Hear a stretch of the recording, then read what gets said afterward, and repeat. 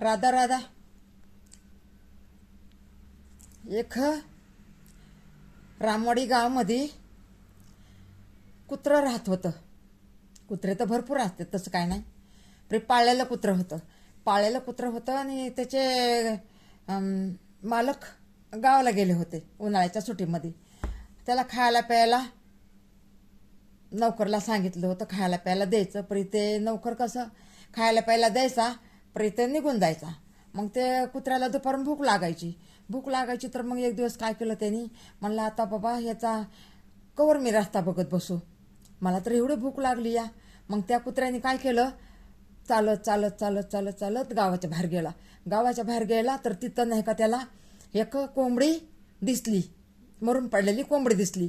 तर म्हणतो बाबा माझं तर पोट भरण आता, कोंबडी तर मरून पडलेली आहे, जाऊ दे म्हणतो, माझं पोट तर भरण, मरून तर मरून, जिवंत खायला पण नको, आपल्याला पाप नाही करायचं.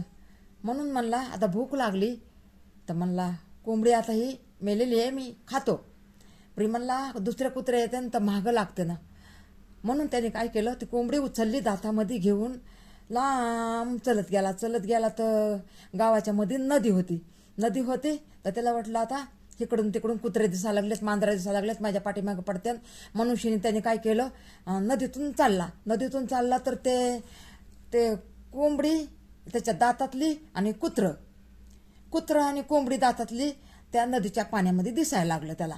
म्हणजे डबल दिसायला लागल्याच्या नंतर त्याला काय वाटलं, अरे बापरे, ते पण कोंबडी घेऊन चाललाय वाटतं, ह्याची सावली दिसायला लागली या.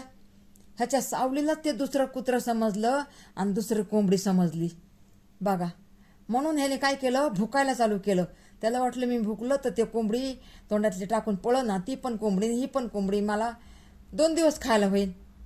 बघा, माणसाची आणि जनावराची अशीच गत असते या. लालूच कधी करायची नाही. लालूचमध्ये त्याच्या तोंडातलं पण पडलं की खाली, आणि त्याच्या सावलीलाच त्यांनी दचकला. त्याला वाटलं दुसरं कुत्रं दुसरं कोंबडी.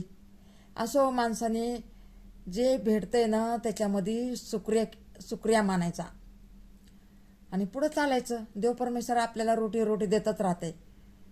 गेलं ना त्याला नाही आपण गेलं म्हणायचं. मनुष्याला मनात राहते तसं काही नाही. हळहळ नाही करायची.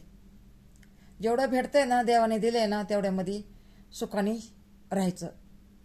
लालूच नाही धरायची आपण, लालूच करायचीच नाही